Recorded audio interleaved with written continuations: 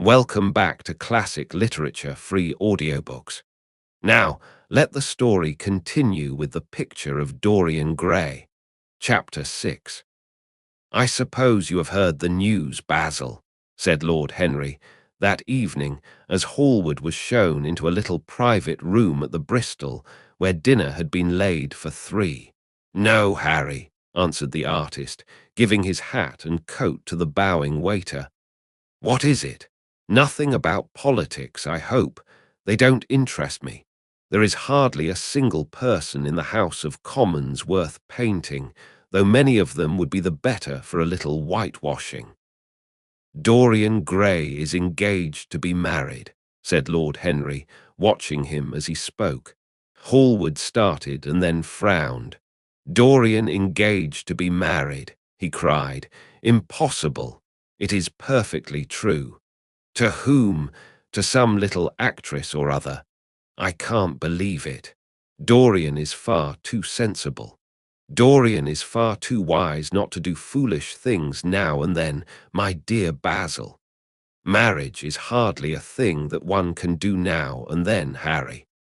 "Except in America," rejoined Lord Henry languidly. "But I didn't say he was married. I said he was engaged to be married. There is a great difference.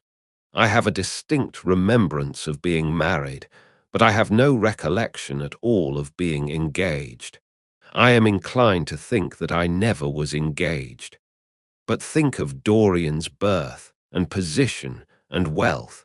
It would be absurd for him to marry so much beneath him. If you want to make him marry this girl, tell him that, Basil. He is sure to do it then. Whenever a man does a thoroughly stupid thing, it is always from the noblest motives. I hope the girl is good, Harry. I don't want to see Dorian tied to some vile creature who might degrade his nature and ruin his intellect." "Oh, she is better than good. She is beautiful," murmured Lord Henry, sipping a glass of vermouth and orange bitters. "Dorian says she is beautiful, and he is not often wrong about things of that kind. Your portrait of him has quickened his appreciation of the personal appearance of other people. It has had that excellent effect, amongst others. We are to see her tonight, if that boy doesn't forget his appointment." "Are you serious?" "Quite serious, Basil. I should be miserable if I thought I should ever be more serious than I am at the present moment." "But do you approve of it, Harry?" asked the painter, walking up and down the room and biting his lip. "You can't approve of it, possibly. It is some silly infatuation."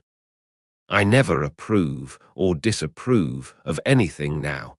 It is an absurd attitude to take towards life. We are not sent into the world to air our moral prejudices. I never take any notice of what common people say, and I never interfere with what charming people do. If a personality fascinates me, whatever mode of expression that personality selects is absolutely delightful to me. Dorian Gray falls in love with a beautiful girl who acts Juliet and proposes to marry her. Why not? If he wedded Messalina, he would be none the less interesting. You know I am not a champion of marriage. The real drawback to marriage is that it makes one unselfish, and unselfish people are colorless. They lack individuality. Still, there are certain temperaments that marriage makes more complex. They retain their egotism and add to it many other egos. They are forced to have more than one life. They become more highly organized, and to be highly organized is, I should fancy, the object of man's existence. Besides, every experience is of value, and whatever one may say against marriage, it is certainly an experience. I hope that Dorian Gray will make this girl his wife, passionately adore her for 6 months, and then suddenly become fascinated by someone else. He would be a wonderful study. You don't mean a single word of all that, Harry. You know you don't. If Dorian Gray's life were spoiled, no one would be sorrier than yourself. You are much better than you pretend to be." Lord Henry laughed. "The reason we all like to think so well of others is that we are all afraid for ourselves. The basis of optimism is sheer terror. We think that we are generous because we credit our neighbor with the possession of those virtues that are likely to be a benefit to us. We praise the banker that we may overdraw our account, and find good qualities in the highwayman in the hope that he may spare our pockets. I mean everything that I have said. I have the greatest contempt for optimism. As for a spoiled life, no life is spoiled but one whose growth is arrested. If you want to mar a nature, you have merely to reform it. As for marriage, of course, that would be silly, but there are other and more interesting bonds between men and women. I will certainly encourage them. They have the charm of being fashionable. But here is Dorian himself. He will tell you more than I can." "My dear Harry, my dear Basil, you must both congratulate me," said the lad, throwing off his evening cape with its satin-lined wings and shaking each of his friends by the hand in turn.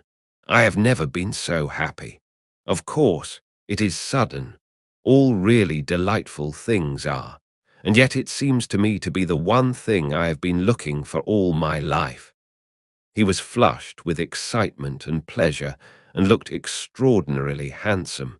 "I hope you will always be very happy, Dorian," said Hallward, "but I don't quite forgive you for not having let me know of your engagement.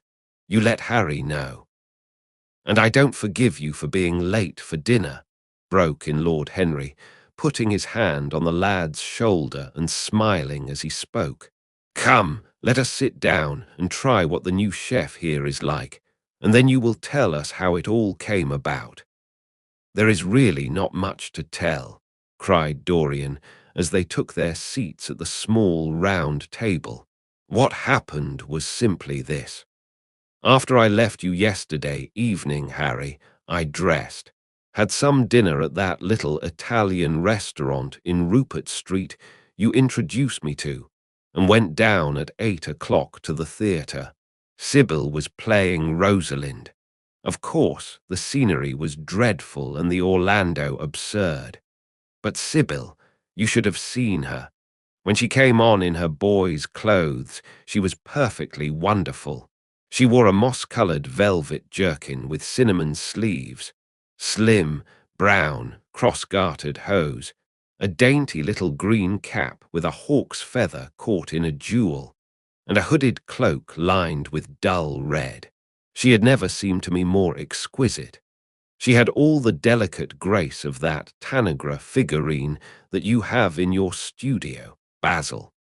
Her hair clustered round her face like dark leaves round a pale rose. As for her acting, well, you shall see her tonight.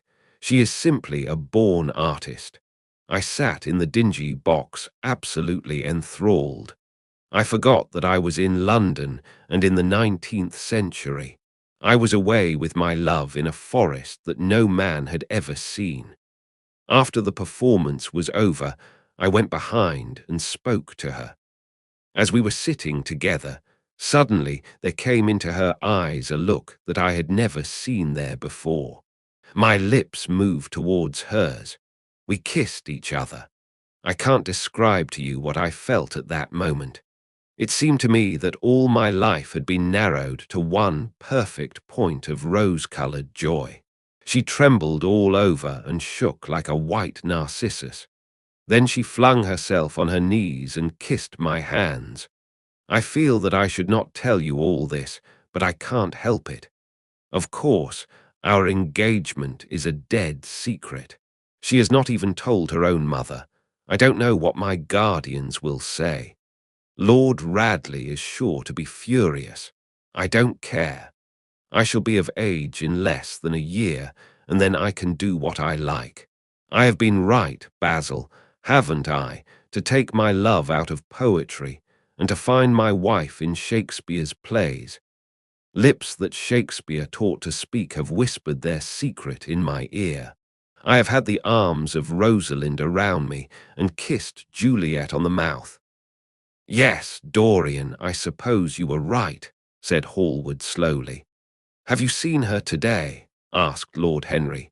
Dorian Gray shook his head. I left her in the forest of Arden. I shall find her in an orchard in Verona. Lord Henry sipped his champagne in a meditative manner. At what particular point did you mention the word marriage, Dorian? And what did she say in answer? Perhaps you forgot all about it. My dear Harry, I did not treat it as a business transaction, and I did not make any formal proposal. I told her that I loved her, and she said she was not worthy to be my wife. Not worthy. Why, the whole world is nothing to me compared with her. Women are wonderfully practical, murmured Lord Henry, much more practical than we are. In situations of that kind, we often forget to say anything about marriage, and they always remind us. Hallward laid his hand upon his arm. Don't, Harry, you have annoyed Dorian. He is not like other men. He would never bring misery upon anyone. His nature is too fine for that.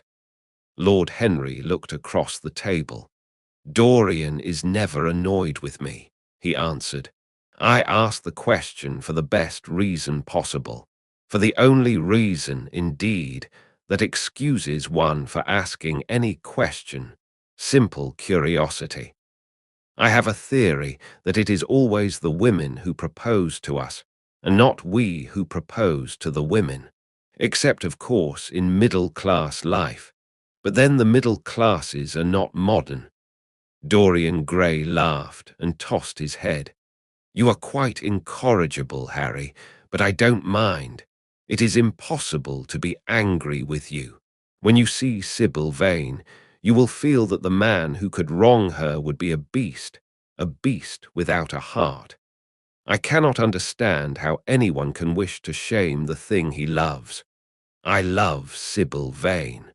I want to place her on a pedestal of gold and to see the world worship the woman who is mine. What is marriage? An irrevocable vow. You mock at it for that.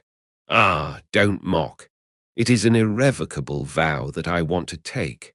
Her trust makes me faithful, her belief makes me good. When I am with her, I regret all that you have taught me. I become different from what you have known me to be. I am changed, and the mere touch of Sybil Vane's hand makes me forget you and all your wrong, fascinating, poisonous, delightful theories. And those are? Asked Lord Henry, helping himself to some salad. Oh, your theories about life, your theories about love, your theories about pleasure. All your theories, in fact, Harry. Pleasure is the only thing worth having a theory about, he answered in his slow, melodious voice. But I am afraid I cannot claim my theory as my own. It belongs to nature, not to me. Pleasure is nature's test, her sign of approval. When we are happy, we are always good, but when we are good, we are not always happy. Ah, but what do you mean by good? Cried Basil Hallward. Yes, echoed Dorian, leaning back in his chair and looking at Lord Henry over the heavy clusters of purple-lipped irises that stood in the centre of the table. What do you mean by good, Harry? To be good is to be in harmony with one's self, he replied, touching the thin stem of his glass with his pale, fine-pointed fingers. Discord is to be forced to be in harmony with others, one's own life. That is the important thing. As for the lives of one's neighbours, if one wishes to be a prig or a Puritan, one can flaunt one's moral views about them, but they are not one's concern. Besides, individualism has really the higher aim. Modern morality consists in accepting the standard of one's age. I consider that for any man of culture to accept the standard of his age is a form of the grossest immorality. But surely If one lives merely for oneself, Harry, one pays a terrible price for doing so, suggested the painter. Yes, we are overcharged for everything nowadays. I should fancy that the real tragedy of the poor is that they can afford nothing but self-denial. Beautiful sins, like beautiful things, are the privilege of the rich. One has to pay in other ways but money. What sort of ways, Basil? Oh, I should fancy in remorse, in suffering, in the consciousness of degradation. Lord Henry shrugged his shoulders. My dear fellow, medieval art is charming, but medieval emotions are out of date. One can use them in fiction, of course, but then the only things that one can use in fiction are the things that one has ceased to use in fact. Believe me, no civilized man ever regrets a pleasure, and no uncivilized man ever knows what a pleasure is. I know what pleasure is, cried Dorian Gray. It is to adore someone. That is certainly better than being adored, he answered, toying with some fruits. Being adored is a nuisance. Women treat us just as humanity treats its gods. They worship us and are always bothering us to do something for them. I should have said that whatever they ask for they had first given to us, murmured the lad gravely. They create love in our natures. They have a right to demand it back. That is quite true, Dorian, cried Hallward. Nothing is ever quite true, said Lord Henry. This is, interrupted Dorian. You must admit, Harry, that women give to men the very gold of their lives. Possibly, he sighed, but they invariably want it back in such very small change. That is the worry. Women, as some witty Frenchman once put it, inspire us with the desire to do masterpieces and always prevent us from carrying them out. Harry, you are dreadful. I don't know why I like you so much. You will always like me, Dorian, he replied. Will you have some coffee, you fellows? Waiter, bring coffee and fine champagne and some cigarettes. No, don't mind the cigarettes. I have some. Basil, I can't allow you to smoke cigars. You must have a cigarette. A cigarette is the perfect type of a perfect pleasure. It is exquisite, and it leaves one unsatisfied. What more can one want? Yes, Dorian, you will always be fond of me. I represent to you all the sins you have never had the courage to commit. What nonsense you talk, Harry, cried the lad, taking a light from a fire-breathing silver dragon that the waiter had placed on the table. Let us go down to the theatre. When Sybil comes on the stage, you will have a new ideal of life. She will represent something to you that you have never known. I have known everything, said Lord Henry, with a tired look in his eyes, but I am always ready for a new emotion. I am afraid, however, that for me at any rate there is no such thing. Still, your wonderful girl may thrill me. I love acting. It is so much more real than life. Let us go. Dorian, you will come with me. I am so sorry, Basil, but there is only room for two in the brougham. You must follow us in a hansom. They got up and put on their coats, sipping their coffee standing. The painter was silent and preoccupied. There was a gloom over him. He could not bear this marriage, and yet it seemed to him to be better than many other things that might have happened. After a few minutes, they all passed downstairs. He drove off by himself, as had been arranged, and watched the flashing lights of the little brougham in front of him. A strange sense of loss came over him. He felt that Dorian Gray would never again be to him all that he had been in the past. Life had come between them. His eyes darkened, and the crowded, flaring streets became blurred to his eyes. When the cab drew up at the theatre, it seemed to him that he had grown years older. And that wraps up Chapter 6 of the Picture of Dorian Gray. If you enjoyed it, Please like the video and share your thoughts in the comments. Want to keep listening? Head over to the next chapter and let it play in the background while you relax or work. Links are in description. Don't forget to subscribe and tap the bell so you'll be notified when the next chapters are released. Thanks for listening.